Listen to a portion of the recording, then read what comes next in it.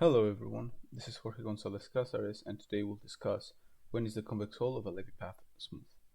This is joint work with David Bang and Alexander Mijatovic from the University of Warwick and the Alan Turing Institute. This presentation will be split in two parts. In this first part, we'll discuss the general concepts of smoothness of the boundary of the convex hull of a Levy path. We will describe exhaustively the possible situations for finite variation process, and we'll present two main scenarios for infinite variation processes: abrupt and strongly eroded processes. In the second part, we'll delve deeper into what makes an infinite variation process abrupt or strongly eroded. We will give some guidelines to constructing these processes and some intuitions behind them, and we'll also look at certain specific examples that elucidate some structure within these classes. Okay. So, first, consider the convex minor of a Levy process. It is known that if X is a Cauchy process, then the convex hull is smooth. This was first shown by Bertrand already in 2000. In this case, the smoothness seems to be a consequence of the fact that when the process touches its convex minorant, it lingers close to it. So it makes the change in slope in this piecewise linear function slow. In fact, everything is so analytical in this situation that Bertrand was even able to prove laws of iterated logarithms for the derivative C prime. In the more general context of a Levy process, the question is what kind of processes still preserve this smoothness? A smoothness that even in the Cauchy case is not easily discerned in the picture. And which processes do not exhibit this smoothness? And how and when can this kind of smoothness break? So first, consider a piecewise linear convex function with 8 faces, that is 8 intervals of piecewise linearity. To each face we can associate a slope, and we can see that a small gap between the slopes corresponds to a smoother transition between the faces, with a bigger gap corresponding to a more stark change in slope. It is therefore natural to assume that the limit points of this set will somehow determine the continuity of the derivative of this convex function. The convex minorant of a Levy process is piecewise linear over countably many intervals of linearity. These open intervals have total mass T, and C prime is constant on each of these open intervals. Then the set of slopes is simply the values that C prime takes over these intervals, and the limit points of S will be determining the continuity of C prime, as we gave intuition for before. The limit points from the left are points like this blue point here, that we can approach from the left using points in the set S. It is a right limit point if we can instead approach it from the right using the yellow points in S. And it's simply a limit point if it's in either of these three cases. That means you can approach from the left, right, or from both sides.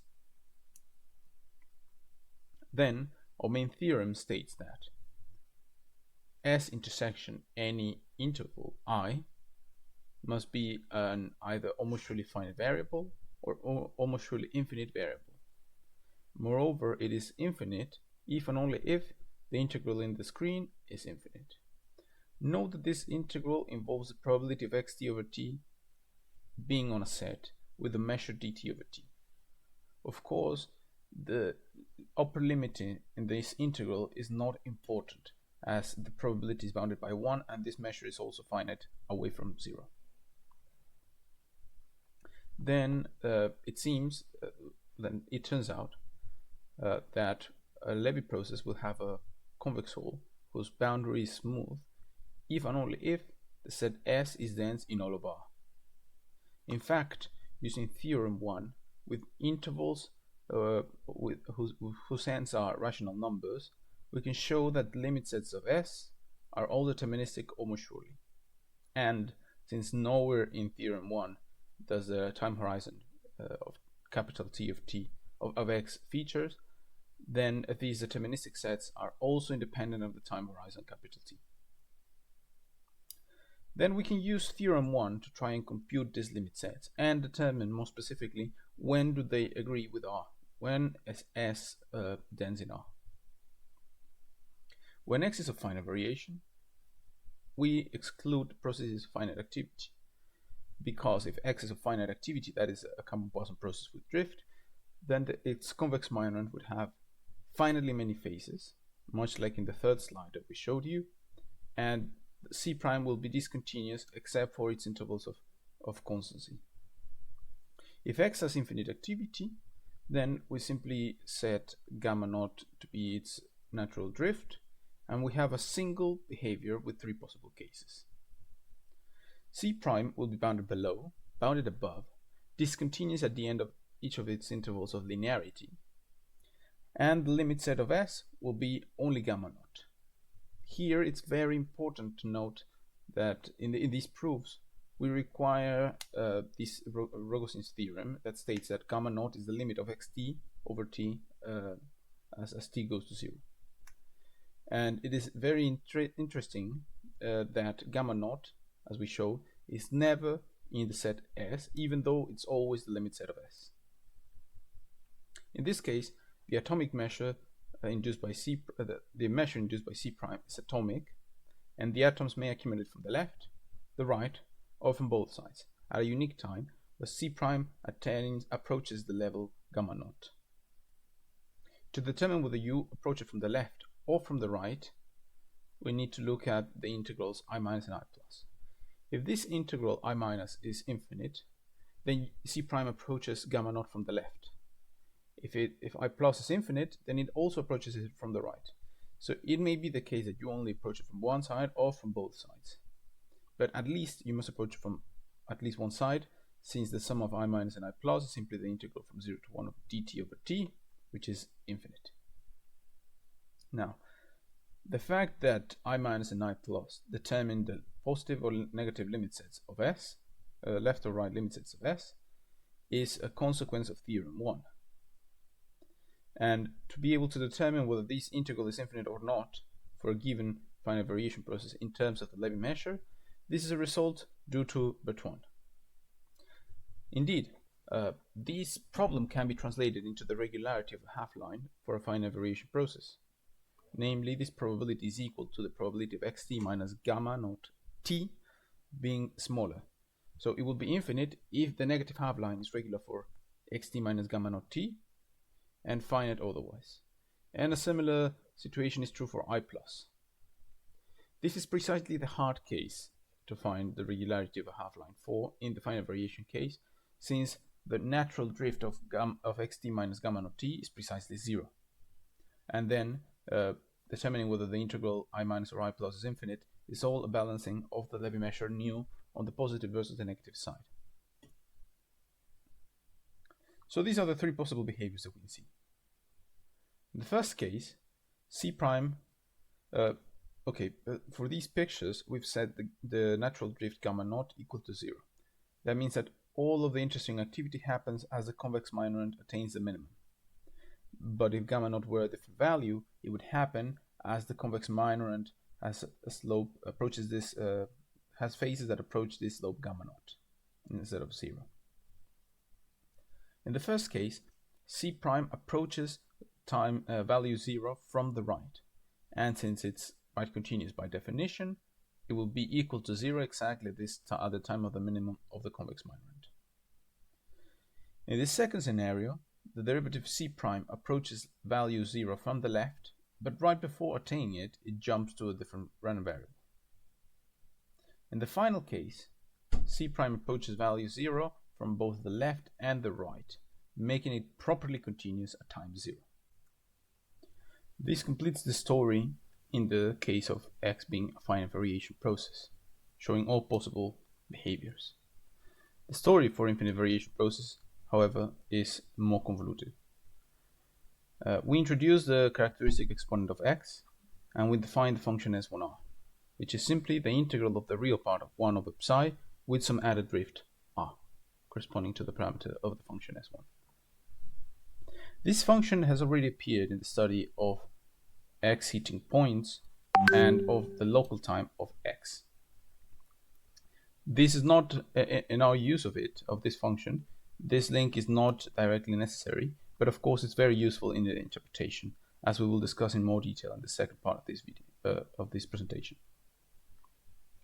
So the first behavior we observe is S1 being locally integrable everywhere on the real line, in which case C' is discontinuous at the end of every interval of constancy. C' is unbounded below and above. That means it goes to minus infinity times 0 and to plus infinity at time t. This is just a consequence of Rogozhin's theorem for infinite variation processes. And moreover, the limit set of S is empty. In this case, the measure induced by C' is atomic. The atoms accumulate only at time 0 and t. And this is what we will in the future call an abrupt process. Now, the second possibility is that S1R is infinite for every R. In this case, C' will be continuous singular on the interval 0t. Again, C' tends to minus infinity at time 0 and to plus infinity at time t, due to Rogozhin's theorem for infinite variation processes. And the limit set of S is all of R, making the measure induced by C' singular continuous. This is what the pictures look like in this situation. In the first one, the limit set of S is empty, meaning that the derivative of C' jumps at the end of every interval of constancy, and it never continues on any of these endpoints. And it's also unbounded below and above. In the second scenario, the convex minorant is smooth, meaning that at the end of every interval of constancy of C', infinitely many intervals of constancy follow. This, in some way, is like a random devil's staircase that goes from minus infinity to infinity, in which C' is continuous, singular continuous, and it's flat on some intervals. How can we tell which of these cases it is in terms of the local behavior of the paths of X? Well, we just need to look at the Dirichlet derivatives of X. So a Dirichlet derivative is essentially the derivative as we take the limits from the left or from the right, and we take lim sup or lim inf. Recall that since X is of infinite variation, Rogozhin's theorem for infinite variation processes states that these Dirichlet derivatives are infinite for almost every t. Now the interesting question is, what happens when we look at a local minimum of the path? Well, Vigon says that if the Dirichlet derivatives are infinite at every local minimum of the path of X, then the process will be called abrupt. And our result shows that X is abrupt even only if the limit set of S is empty. So geometrically, these processes reach the minimum with infinite slope and immediately leave. And even though it's not immediately clear, omega by omega, that this property is preserved if we add a drift to X, since adding such a drift would in principle shift the times when X attains local minimum, it's still more or less suggestive that the derivatives will be still plus minus infinity. And this indeed follows from a result of Vigon and also from our proposition 1. Now, if instead the Dirichlet derivatives of this at every local minimum of X are 0, that means if the Levy process lingers close to the minimum whenever it attains it, then Vigon calls this process eroded. If this process is preserved on any change of drift, that is, if when adding a drift or subtracting a drift, the resulting process approaches its minimum and lingers close to it, then we will call X strongly eroded. And we show that these are exactly the processes that have a smooth convex minorant. That is, X is strongly eroded if and only if the limit set of S is all of R. This is geometrically suggestive, since when X touches the minimum, this minimum is also part of the convex minorant. If it lingers close to it, it's sort of forcing the convex minorant to change slopes slowly. And since this will happen at any given slope, thanks to the strong erosion, then this will be the case every time the process X touches its convex minorant. Now, it is not immediately clear whether there exist eroded processes that are not strongly eroded. In fact, we've shown two possible behaviors mainly: abrupt processes like this and strongly eroded processes like this. And it's reasonable to ask whether there could be anything in between. And conjecturally, there isn't. We believe that any infinite variation Levy process is either abrupt or strongly eroded. So equivalently, this means that S1 is either locally integrable everywhere on R or infinite almost everywhere on R. Geometrically, this would mean that a Levy process of infinite variation must either reach and then leave the convex minorant with infinite slope, so it shoots in and shoots out, or it comes to the convex minorant and lingers close to it whenever it touches it. In fact, this conjectural dichotomy is implied by Vigon's point heating conjecture. His conjecture states that if we define the process XR to be xt minus RT, then if there exists an R for which XR hits point, then for all R, XR hits points, and the process is abrupt. Again, as we've hinted to before, the function S1R is finite if and only if xt minus RT, so this process XR, hits points. In other words, Vigon's conjecture can be translated as follows: S1R is finite for a point is equivalent to S1R being finite for every point, and it's also equivalent to S1R being locally integrable everywhere on the real line. This conjecture is of course still open and incredibly hard to prove. And it of course implies that a Levy process is either strongly eroded or abrupt. In particular, there are no eroded processes that are not strongly eroded. And computing the function S1 for any given slope would be enough to determine whether X is abrupt or strongly eroded. I hope you will stick around to the next video, and thank you for watching.